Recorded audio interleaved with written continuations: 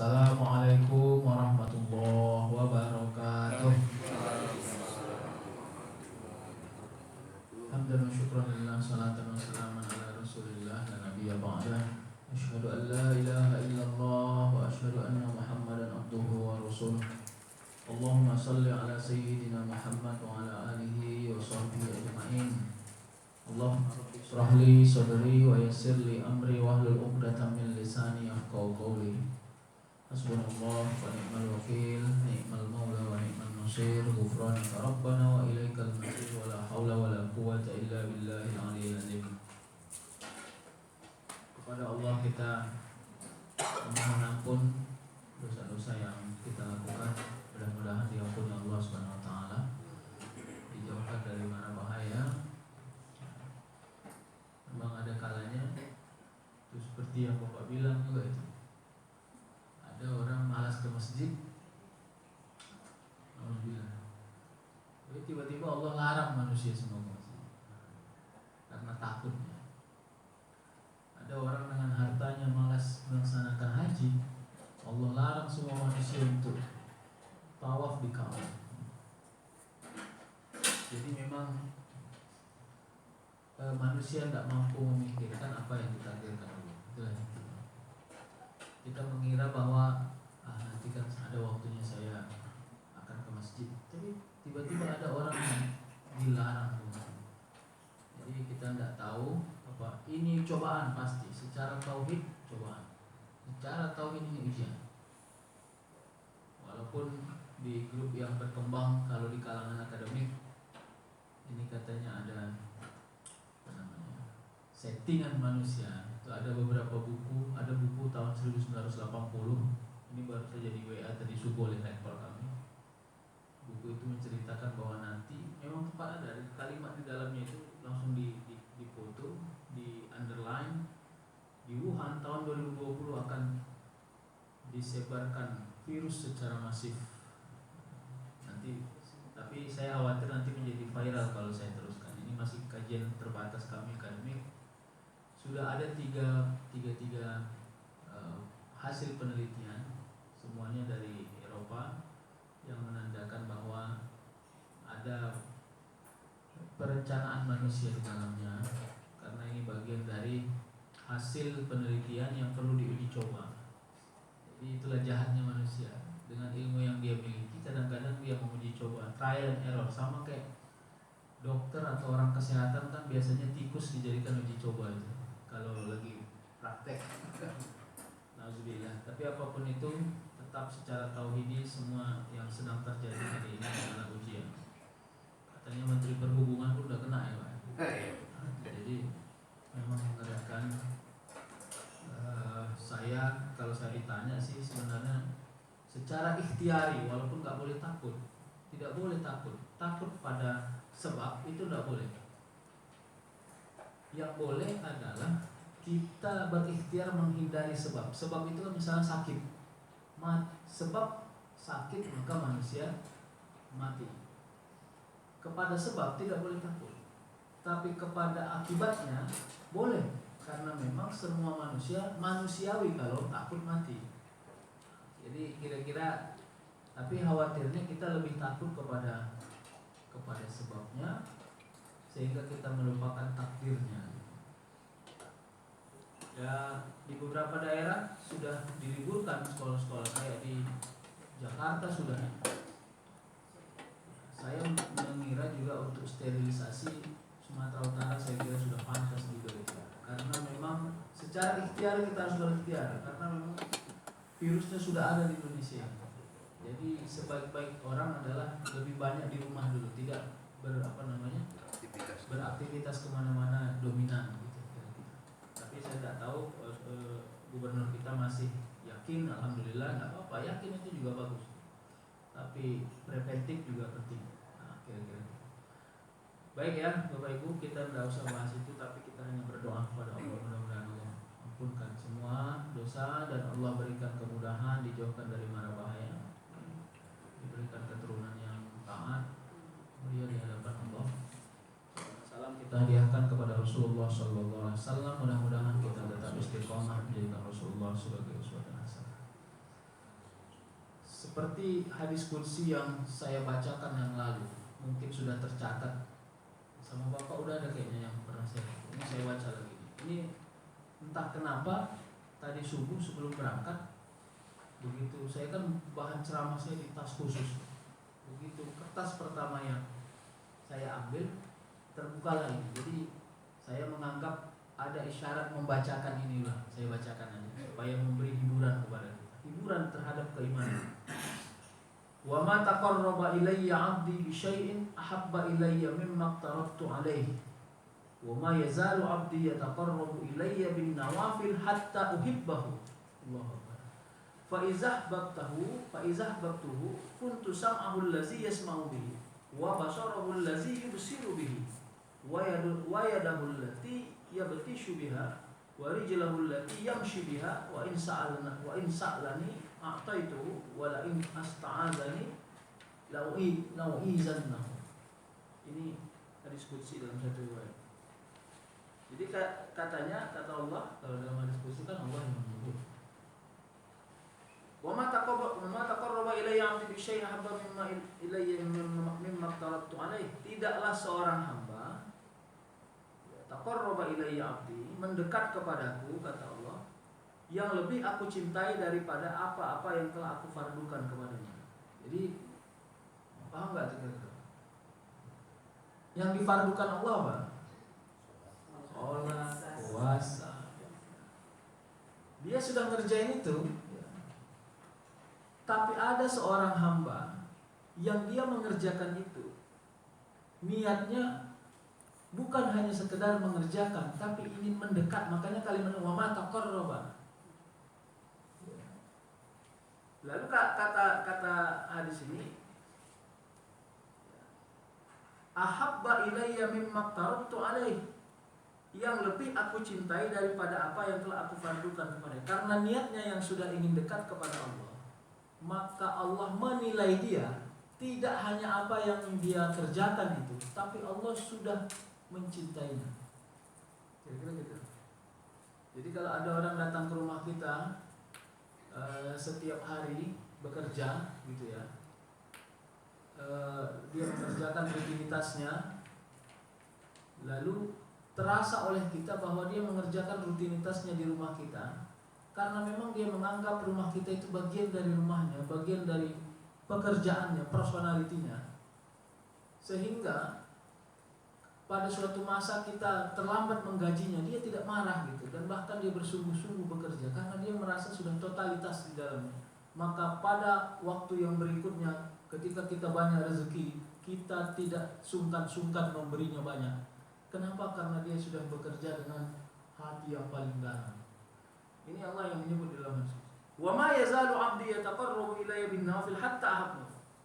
Hambaku terus menerus mendekat kepadaku dengan ibadah-ibadah sunnah sehingga aku pun mencintainya. Hatta uhibbahu. Jadi dia tidak kapok. Kira-kira gitu. Lalu dia setelah sholat fardu, tadi kan fardu kan, lalu dipilih sunnah. Dia mengerjakan duhanya, dia zikir, dia puasa sunnah, dia sedekah. Tapi semua niat-niatnya ini bukan karena banyak fadilahnya saja, boleh banyak fadilah, tapi memang dia ingin betul-betul dekat kepada Allah. Sehingga apa kata Allah? Hambaku terus menerus mendekat kepadaku dengan ibadah sunnah hingga aku pun, jadi ahabbahu itu, uhibbahu itu, mencintainya. Itu kalimat yang paling akhir dari hasil yang Allah kasih. Jadi gini, ijabah doa. Jadi minta kereta misalnya, lalu dikasih kereta, itu namanya diijabah doanya. Tapi apakah itu ujung dari permohonan? Tidak. Ujung dari permohonan itu adalah yang memberi mencintai yang diberi. Itu dia. Makanya kalimatnya uhibbahu, hatta uhibbahu. Jadi kalaupun Allah memberi sesuatu yang dia mohonkan, yang dia minta, Allah memberinya dengan rasa cintanya, maka tidak akan ada istidraj di dalamnya. Pasti setiap Allah memberinya, pasti dia akan bergesa-gesa atau bergegas ingin dekat kepada Allah. Itu sebenarnya yang muncul dalam hatinya. Makanya yang kemarin saya bilang beberapa kali al-uns itu kan ada orang yang kadang-kadang choice-nya terlalu ekstrimnya, choice-nya itu terlalu tradisional juga. Ketika dipilihkan, ayo kita nginap di hotel mewah, kata anaknya. Tapi anaknya memilih untuk bilang, enggak usah mewah-mewah, yang penting hotelnya tidak jauh dari. Iya, itu yang saya sebut uhibbahu, begitu. Jadi seorang anak, coba ya, ini benar nggak nih secara psikologi. Lalu datang pamannya dari luar kota. Ini anaknya umur 4-5 tahun. Dibilang pamannya, ayo ikut sama paman tidur 3 hari di rumah paman. Nanti bawa ke apa namanya, main-main di bawah, ditawarin banyak. Anak ini senang itu. Lalu dia tanya, mama ikut kan? Dibilang ya, mama nggak ikut. Ayo udahlah, kalau mama nggak ikut, abang nggak usah ikut. Mama. Itu al-uns. Begitulah kira-kira teori yang muncul dalam diri. Harusnya kalau dia berpikir materialistik, dia harus ikut. Kenapa? Kalau sama mamanya dia tinggal, tidak pernah dia bawa jalan-jalan karena pamannya orang kaya. Tidak pernah bawa jalan-jalan, tidak pernah bawa ke mall. Tapi paman tahu kalau ikut 3 hari aja tidur di rumah paman, kita akan kemana-mana. Dia tanya, mama ikut nggak? Kalau mamanya ikut dia mau. Kalau amalnya ikut dia mau. Tapi kalau amalnya tinggal, dia memilih tinggal pada amalnya. Ini. Tapi itu sulit, Pak. Sulit. Jadi makanya berbahagialah orang-orang yang Allah sampaikan makomnya di sana. Karena kadang-kadang kelihatan pilihannya tidak populer, kelihatannya orang bego ini. Masih di dunia aja sok panggaran begitu. Enggak, karena itu memang Allah yang kasih. Itu hadiah yang Allah beri kepada orang-orang yang ingin terus merencanakan ketaatannya. Ya, kenapa saya bilang merencanakan ketaatannya? Karena ketaatan itu kalau kita pasrahkan, biasanya dia tidak akan naik. Biasanya dia akan standar saja dan bahkan sering menurun. Tapi kalau dia dilatih, direncanakan, Allah akan beri ya seperti apa namanya. Coba ya, nanti habis ini akan asik ini, nanti akan kita gambarkan. Fa iza ahbabtahu. Ah, itu dia. Kalau aku sudah mencintainya, kata Allah, fa iza ahbabtuhu. Kalau aku sudah mencintainya, kuntu sam'ahul lazi yasma'u bihi. Maka aku pun menjadikan pendengaran yang ia gunakan untuk mendengar. Wah, itu. Jadi disinilah letak ya, seolah-olah para wali-wali itu. Saya tidak bilang kita harus menjadi wali semua tidak. Tapi semua orang punya kemungkinan bisa mendapatkan kekuatan ini. Seolah-olah apa yang dia dengar itu adalah pendengaran yang diridhoi oleh Allah. Atau yang kedua, sebelum dia mendengar dari makhluk, Allah berikan kekuatan dia mendengar. Bukan saya bilang Allah yang langsung membilang, tidak. Karena manusia dengan Allah tidak bisa berkomunikasi langsung seperti Musa berharap berkomunikasi kepada Allah. Tapi Allah memberi isyarat kepada dirinya untuk mendengar sesuatu yang Allah ridhoi. Makanya istilah saya dulu mengintip takdir. Allah kasih kita sebenarnya mengintip takdir. Dengan cara apa? Cintai Allah dengan semua amal ibadah. Wa basarahu allazi yubsiru bihi. Maka aku akan menjadikan penglihatannya yang ia pakai untuk melihat. Makanya nanti ketemu kita dengan orang, mampu dia melihat sesuatu yang tersirat. Nah, ini dititipkan biasanya kepada para tabib-tabib yang ulama yang wara'. Tuh. Datang orang ke rumahnya, dia bilang, kayaknya kau udah lama gak sholat ini, sholatlah, jangan sering tinggalkan sholat. Kok kayaknya dia tahu? Dia nggak tahu. Dia nggak tahu. Dia bukan ahli sulap, tapi Allah beri dia punya mata, mampu berjening terhadap sesuatu yang tidak kelihatan. Berjening itu kan semacam bersepakat lah. Walaupun ketika ditanya dia, Bapak kok tahu dari mana? Dia nggak akan mampu mencari tahu sebabnya, tidak akan terceritakannya. Karena yang dia ucapkan pada saat itu, coba ya pelan-pelan saya sampaikan. Karena yang dia ucapkan pada saat itu bukan ucapannya. Karena kalau itu ucapannya, itu sesuatu yang dia pikirkan. Kita ini kan, kita pikirkan dulu baru kita ucapkan. Tapi ada kalanya tidak mampu akal memikirkannya, tapi mulut sudah mengucapkannya. karena sudah kajian ke tahun kedua ini, makanya itu dikeluar-keluar. tapi nanti kalau dibilang, Pak, itu berarti kita belajar mistis, Pak. Tidak ada yang dipelajari tentang mistis. Makanya saya termasuk orang yang kecewa, tapi kecewa saya hanya kepada pribadi saya. Kalau ada orang-orang yang belajar tasawuf, belajar thariqah, tapi untuk mencari sugesti kekuatan pribadinya, lalu menunjukkan sama orang bahwa dia itu hebat. Saya termasuk orang yang kecewa. Padahal outputnya orang belajar tasawuf itu tawadu.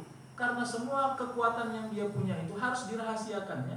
Karena itu benar-benar hadiah istimewa yang Allah beri kepada dirinya.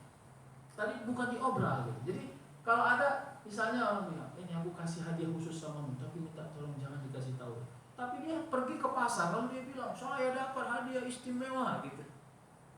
Jadi seolah-olah amanahnya tidak dijaga dengan baik. Maka makanya disebut apakah wali Allah itu digolongkan nabi? Tidak, karena mereka memang tidak disuruh untuk mensyiarkan seolah-olah dia itu adalah nabi. Tapi para wali Allah itu sampai akhir zaman ada.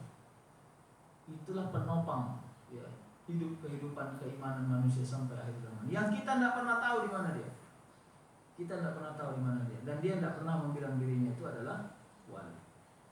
Wayadahul lati yabtishu biha. Nah, ini tangannya ya. Tangannya dia gunakan untuk berbuat. Jadi itu yang hari apa ini? Ini hari Minggu ya, Pak. Hari Rabu yang lalu atau Selasa yang lalu saya lupa. Saya berangkat ke Jakarta. 1 hari aja, Pak. Berangkat subuh, pulangnya besok subuhnya karena ada menghadiri acara sesuatu. Lalu saya dihadiahkan Allah. Nah, nauzubillah. Mudah-mudahan ini barokah. Naik Grab. Saya pesan Grab dari airport, dari Soekarno-Hatta. Yang supirnya itu nyinyir, banyak cakap. Menurut saya guru lah kira-kira gitu. Begitu saya duduk, kelihatannya masih muda. Dia bilang, Bapak tahu enggak umur saya berapa? Umur saya 70. Kenapa? Posturnya seperti beliau, langsingnya gitu, tinggi gitu. Cucu saya sudah mau SMA, Pak, sudah SMA kelas 2. Bapak yakin tak? Saya bilang, saya nggak yakin, Pak, Bapak muda. Saya bilang. Jadi memang dia mendikte, memang saya tak pakai tutup kepala waktu itu. Nah, saya diberikan keizinan mendengarkan ucapan dia bilang, saya punya kawan supir Grab, semuanya stres, Pak, karena target, dia bilang. Apalagi sekarang di airport sudah karena corona drastis sampai 80%. Itu airport sunyi, saya belum pernah lihat airport sunyi, dia bilang. Nah, dia ceritakan. Tapi Bapak tahu nggak, saya sampai hari ini tidak pernah stres, Pak. Bapak percaya nggak? Penghasilan saya paling sedikit tiap bulan itu 30 juta. Percaya saya. Ini Bapak naik jam 8 ya, saya jam 8 pagi sampai saya pesawat pertama. Saya ini sudah 600.000 dapat hari ini, Pak. Mungkin saya nunggu sampai jam 2 siang aja, saya udah selesai 1 juta. Kalau 1 juta satu hari, paling enggak saya kalau 30 hari narik tiap hari 30 juta. Tapi selalu saja saya setiap hari lebih dari 1 juta. Bapak tahu kenapa? Wah, gitu kan ya tanya. Tidak, Pak, saya bilang.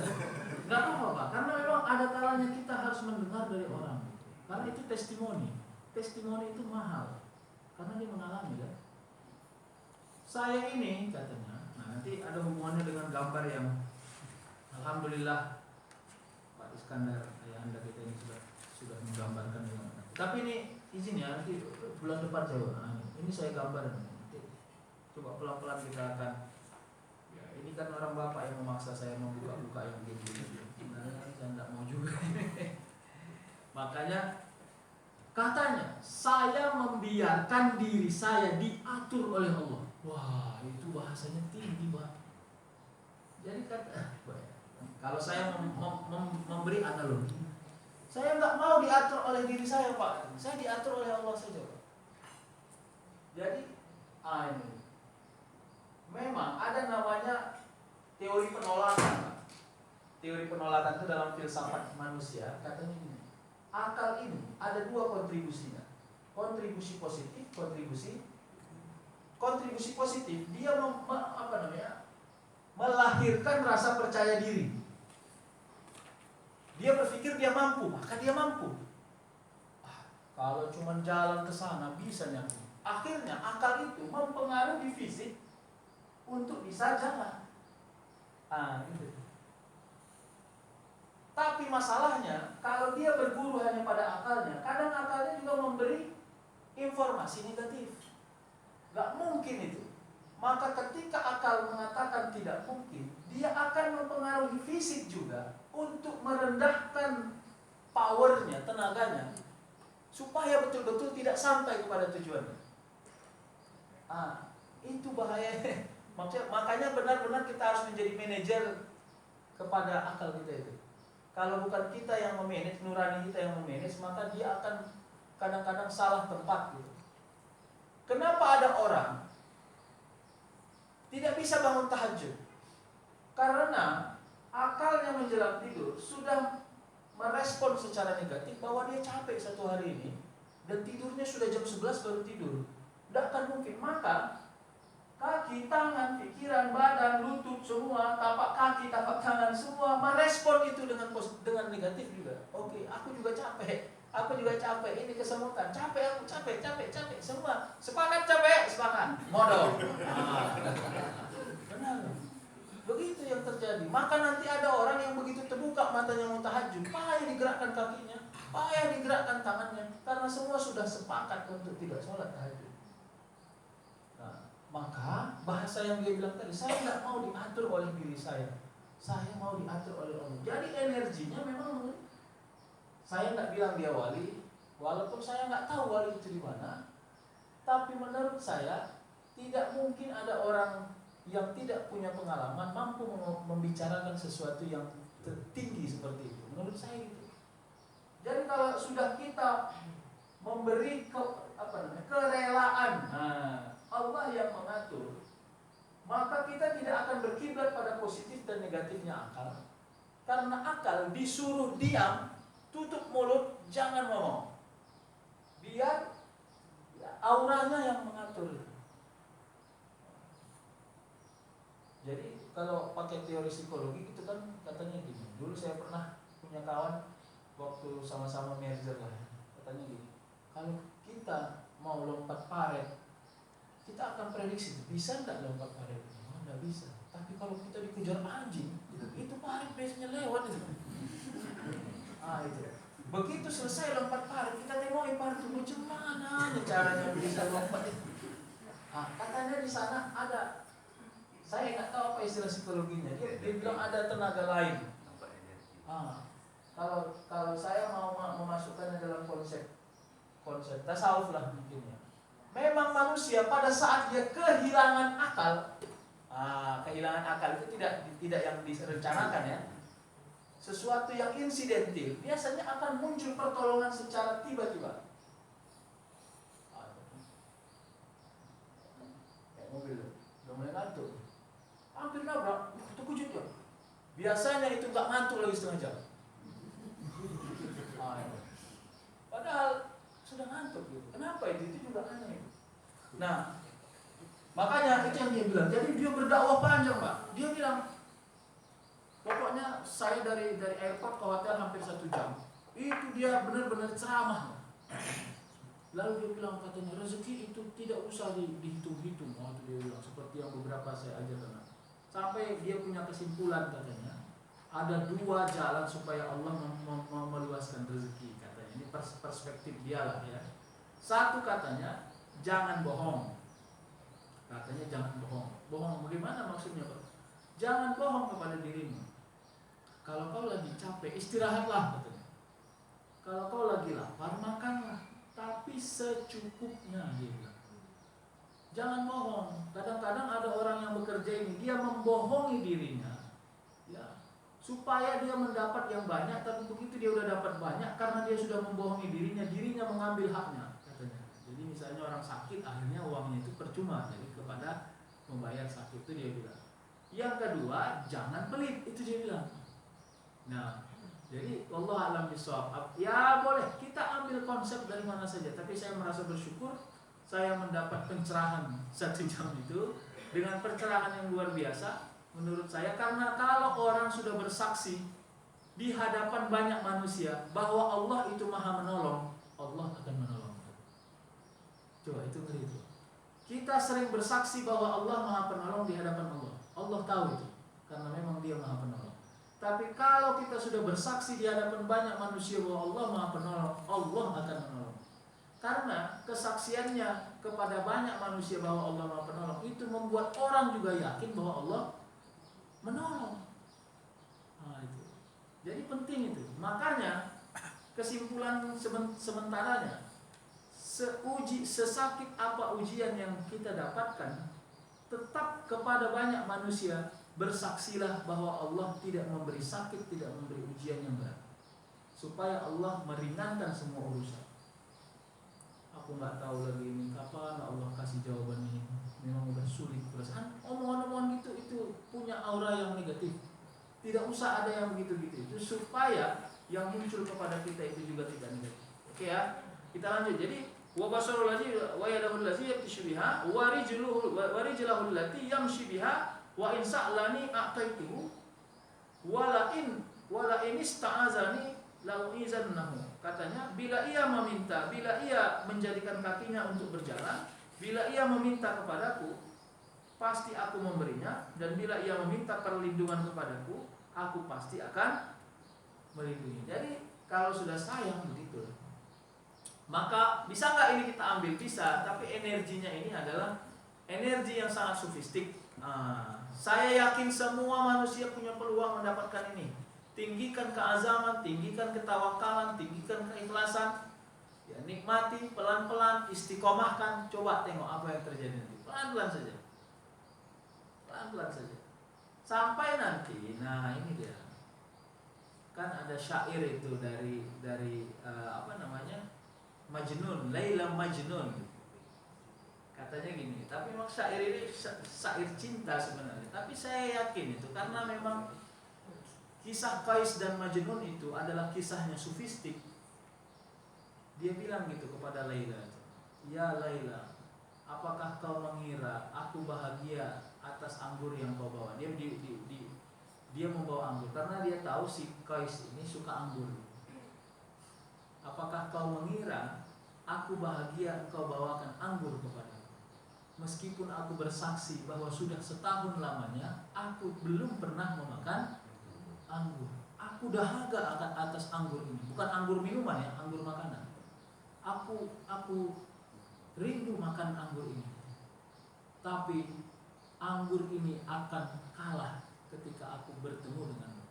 Syair ini syair abstrak. Syair ini syair abstrak. Dia berdoa kepada Allah supaya dapat anggur.